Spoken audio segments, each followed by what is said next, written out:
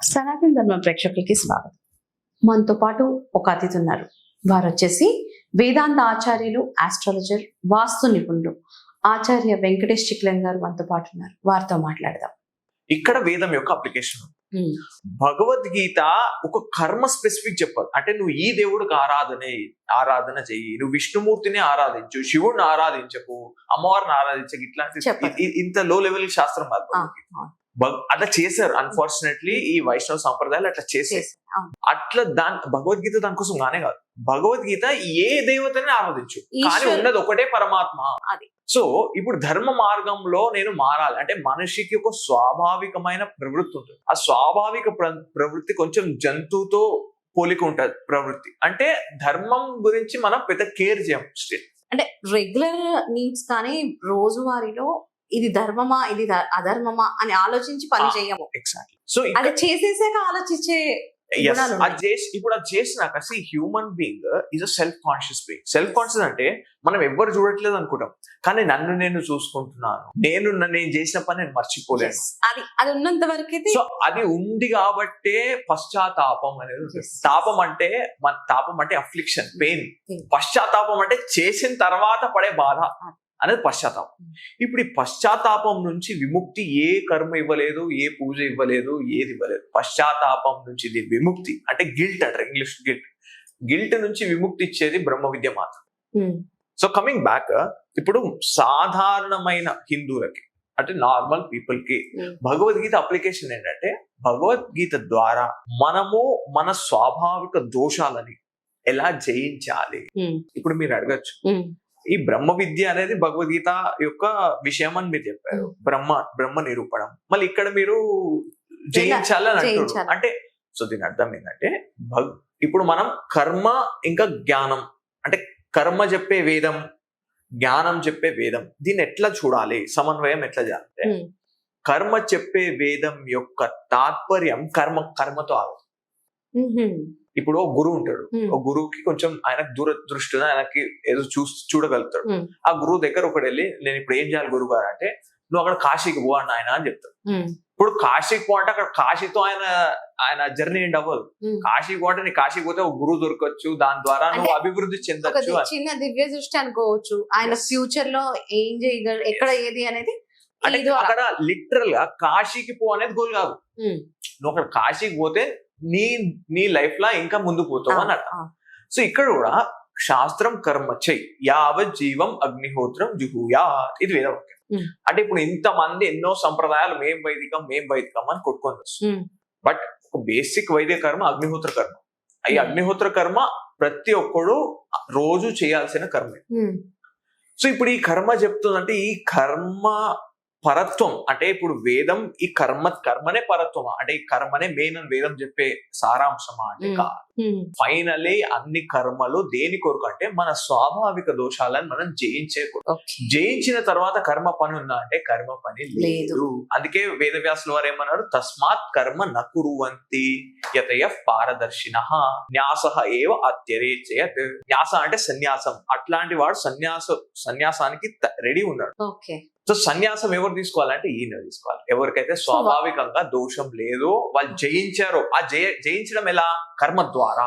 అంటే ఇక్కడ ఒక చిన్న ప్రశ్న. ఇప్పుడు వాళ్ళు ఆల్రెడీ కర్మలు చేసుకున్నారు, జీవితంలో అంతిమ భాగానికి వచ్చారు. సపోజ్ అన్ని బాధ్యతలు తీసుకొని కొన్ని బాధ్యతల్లో కొన్ని కర్మ భాగంగా వాళ్ళు తప్పులు చేసి ఉండొచ్చు. చివరిలో వాళ్ళు తెలుసుకుని ఇది తప్పు అని తెలుసుకుని వైరాగ్యం అంటే మీరు చెప్పినట్టుగా వైరాగ్యానికి వచ్చినప్పుడు వాళ్ళకి ఇది మీరు చెప్పినది వర్తిస్తుందా, వాళ్ళు రెడీగా ఉన్నట్ట? అంటే అంత్యకాలేపి మామేవ స్మరణ్ ముక్త్వా కలేభరం అని గీతా శాస్త్రంలో శ్రీకృష్ణ పరమాత్మ చెప్పారు. అంటే అంత్యకాలంలో కూడా ఎవరైనా మారారు అంటే దాని అర్థం వాళ్ళకి సద్గతి ఉంటుంది. ఇప్పుడు ఈ సద్గతి అంటే మీరు అనొచ్చు మన స్వర్గమా? స్వర్గం కాదు సార్. సద్గతి అంటే స్వర్గంగా తీసుకోవచ్చు. ఇప్పుడు ఒక రోడ్ వెళ్తుంది, నేషనల్ హైవే, ఇది అక్కడికే పోతుందా, ఇది కన్యాకుమారినే పోతుందా అంటే మధ్యలో చాలా వస్తాయి. అంటే ఇప్పుడు మన టాపిక్ లో కాకపోయినా ఒక చిన్న ప్రశ్న సార్, ఇక్కడ నాకు ఇప్పుడు మీరు చెప్తుండగా వచ్చిన ప్రశ్న క్లియర్ చేసుకుందాం అని అడుగుతున్నాను.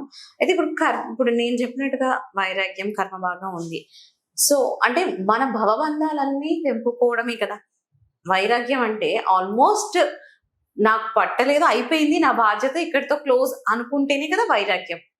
ఆ వైరాగ్యం అనేది మీ దానిలో ఒక షేడ్ ఉంది, వైరాగ్యం ఒక షేడ్ ఉంది. కానీ ఈ భవబంధాలని మనం తొలగించే సామర్థ్యత మనలో ఉందా? అంటే ఇది నేను అనుకుంటే అయిపోతుందా? అంటే ఇప్పుడు నేను అనుకున్నా ఈ రోజు నుంచి నేను అన్ని తొలగించాను, నేను అన్నింటి నుంచి అదే నాకు విముక్తుడు అవసరం అవ్వాలి, లేదు, నేను నేను పట్టించుకోను. విముక్తుడిని అవ్వలేను. ఉమ్, అంటే ఇది నా సంకల్పంతో వచ్చేది కాదు, అంతే. ఈశ్వరుడు యొక్క కృపతో వచ్చేది. అందుకే కళ్యాణం అనేది కొంతమందికి వైరాగ్యమే కళ్యాణం, కానీ Okay. నిజంగా సంసారంలో ఉన్న వాడికి వైరాగ్యం అనేది ఒక భయం. భయం. అడే వీడు ఎక్కడ వదిలేసి వెళ్ళిపోతాడు. చాలా మంది ఓంకారం, ఇప్పుడు ఓం అనేది ఈశ్వరుడి యొక్క నిర్వచనం. ఓం అనేది ఈశ్వరుడి యొక్క పదం. ఈ ఓం ప్రతీక, ఈశ్వరుడు యొక్క ప్రతీక ఓం. ఇప్పుడు ఓం అనేది జపిస్తే వైరాగ్యం వస్తుందని చాలా మంది ఓం అనే జపం చేయొద్దు అని. అంటే కొంత ఏమంటారు అంటే సంప్రదాయంగా ఓం అనేది ఉట్టి అది సన్యాసులకి మనం మాత్రమే. చాదస్తం కూడా అనుకోవచ్చు. ఎస్. సో ఇక్కడ స్టాండ్ పాయింట్ చూడాలి. ఇంకోటి ఏంటంటే మనం బంధాలను ఉంటూ ముక్తులు ఎట్లా అవ్వాలని చెప్పేది వేదాంత శాస్త్రం.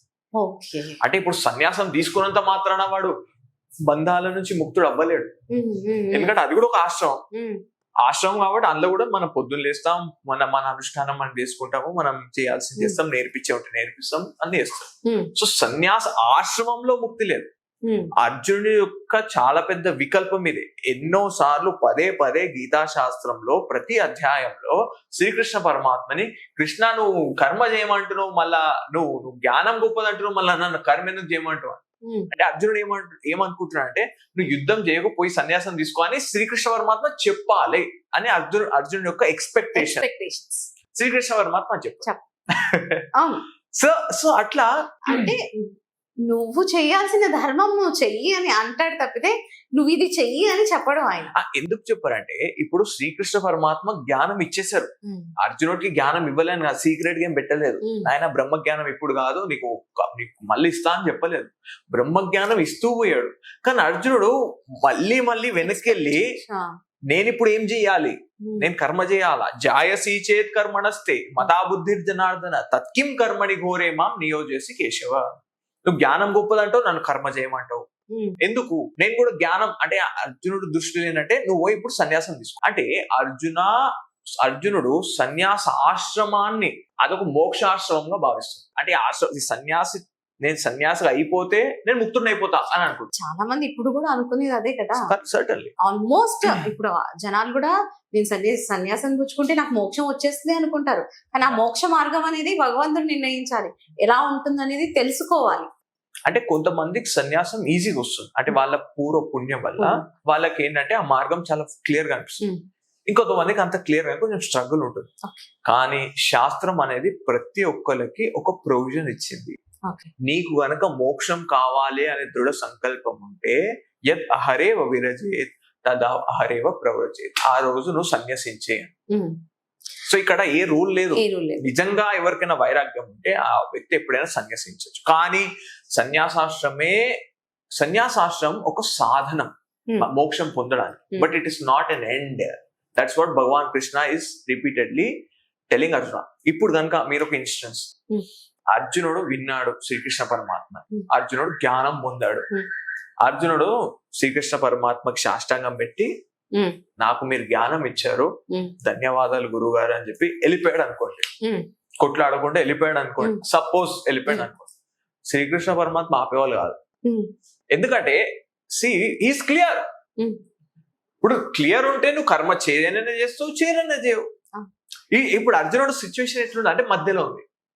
మీరు అట్లా చెప్పారు, నేను ఇట్లా నన్ను చేయమంటున్నాను. So Arjuna if he walked away saying I am clear, నేను కొట్లాడకపోయినా నాకు ఒరిగేదేం లేదు అని వెళ్ళిపోయాడు అనుకో.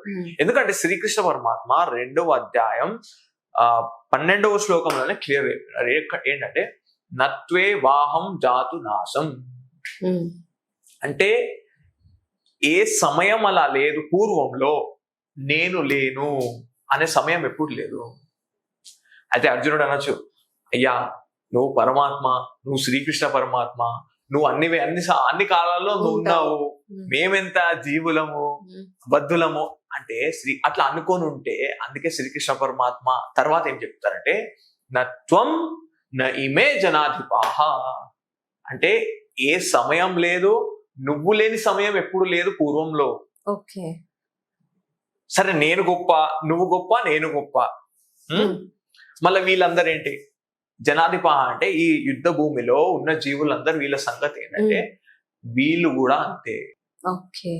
ఏ కాలంలో పాస్ట్ లో there was never a time they were not there. సరే వాళ్ళు అప్పుడు లేకుండే, కానీ ఇప్పుడు నేను చంపేస్తే చచ్చిపోతారేమో అంటే నో. నచైవ న భవిష్యామః సర్వే వయం అతః పరం. ఈ దేహపతితే అంటే ఈ శరీరం పడిపోయినా గానీ ఎవ్వరూ ఎక్కడికి పోరు. మళ్ళీ మళ్ళీ వచ్చేది లేదు, పోయేది లేదు. ఉన్నదంతా ఈశ్వరుడే అన్నప్పుడు ఎవరు వస్తున్నాడు, ఎవరు పోతున్నారు? ఎవ్వరు ఎక్కడికి పోరు, ఎవరు ఎక్కడి నుంచి రాలేదు. ఉన్నదంతా ఈశ్వరుడే, వాసుదేవ సత్. ఇది తెలుసుకోవడమే బ్రహ్మ జ్ఞానం.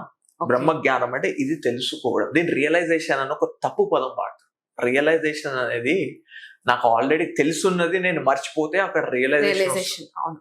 మొత్తం ఆధ్యాత్మిక బ్రహ్మజ్ఞానం తెలియాలంటే మెయిన్ గా సర్వం ఆయనే కాబట్టి మనం చేసే కర్మలు కూడా మనము జనరల్ గా హ్యూమన్ బీయింగ్ నేచర్ ఎలా ఉంటుందంటే నాకు దక్కలేదు, ఏదన్నా ఒకటి ఆశిస్తే అది దక్కలేదు అని బాగా బాధపడుతుంటారు, జరగలేదు అని బాధ. అది మెయిన్ గా వదులుకొని అసలు అది అంతా సర్వం ఆయనే కాబట్టి అంతే కదా. నేను చెప్పిన దాంట్లో నేను అర్థం చేసుకున్నదైతే అది